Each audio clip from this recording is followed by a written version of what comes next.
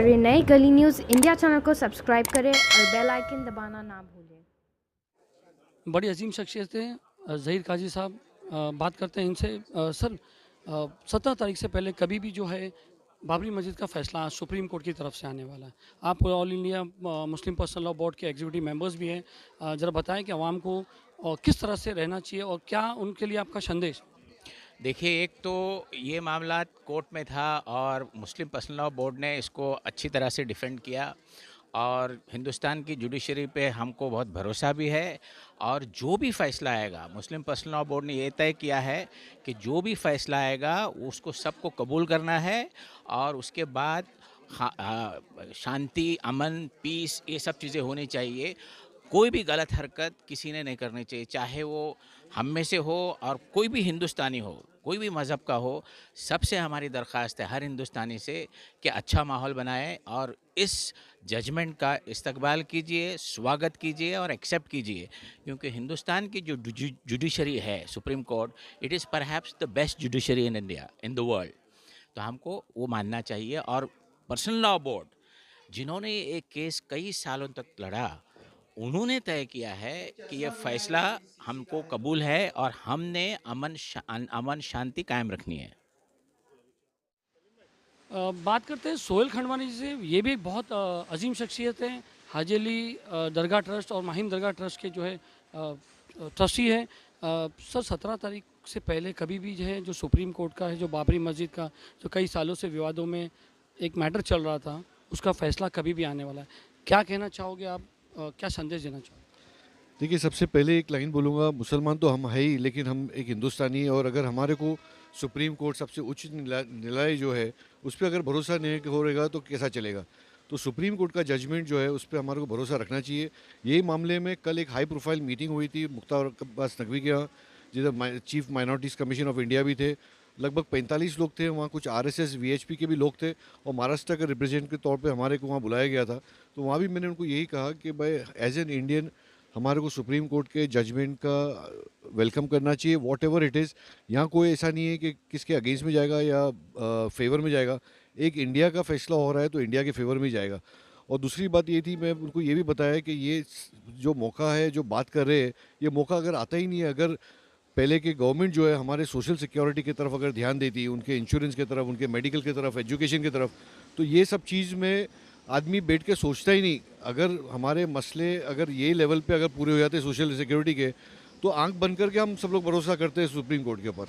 यानी कि लोग जो है अपना जो सुप्रीम कोर्ट का फैसला जो हो मानना जो है बहुत ही मतलब इम्पोर्टेंट है। इस्लाम भी यही सिखाता है। ऑफ कोर्स जिस देश में हम रहते हैं, वो देश के जो हमारा एक वो रहता है कि जो मुसलमान का एक किरदार जो है, वो उसका जो फॉलोइंग जो है हुजूर प्रॉफिट मोहम्मद सल्लल्लाहु अलैहि वसल्लम की, कि उनके तरीके पे चलना, जो वो हमारे को सिखाता है कि भाई, जो कंट्री में आप रहते हो वो कंट्री की आपको इज्जत करना चाहिए। वहाँ काफ़ी रिलीजन्स है।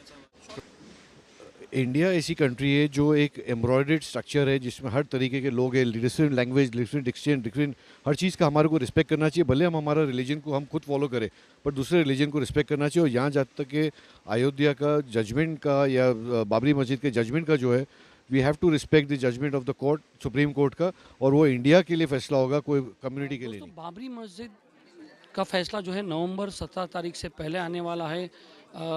बहुत तनाव का माहौल तो नहीं कहा जा सकता, मतलब बहुत लोग इंतज़ार कर रहे हैं उस वर्डिक्ट का, कई सालों की थी।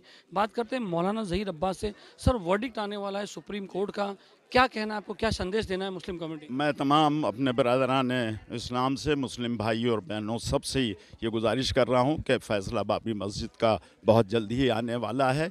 ये फ़ैसला किस रुख जाएगा इसके लिए तो हम नहीं कह सकते, लेकिन हम इतनी गुजारिश कर रहे हैं कि बहुत अमन और सुकून के साथ कोर्ट के इस फैसले को कबूल करें और आपस में कोई इफ्तराक या कोई इसी किस्म का फितना और फसाद न पैदा होने पाए, जिससे लॉ एंड ऑर्डर सिचुएशन पर कोई असर हो। हम इस मुल्क के रहने वाले हैं और हम मिलजुल कर रहेंगे, लिहाजा आपसे गुजारिश है कि आप सब इस फैसले को कबूल करें और इस पर कोई ऐसी बात न हो कि जिससे इस मुल्क के सीनियर हालात। जर्नलिस्ट हमारे साथ हैं सरफराज आरजू साहब, बहुत सीनियर है हमारे से। अब बात करते हैं सरफराज आरजू से। सरफराज आरजू जी, 17 तारीख से पहले सुप्रीम कोर्ट का ऑर्डर आने वाला है बाबरी मस्जिद अयोध्या मामले पे। क्या कहना चाहोगे, क्या संदेश देना चाहोगे आप आवाम को? मैं तो ये कहना चाहूँगा कि भाई जिन लोगों ने वो दिन देखे हैं 1992 के, उन लोगों को जो है बम्बई की उस भयानक तस्वीर को जो है याद रखना चाहिए और इस बात की दुआ करना चाहिए कि आइंदा कभी वैसे दिन जो हैं दोहराए न जाएं।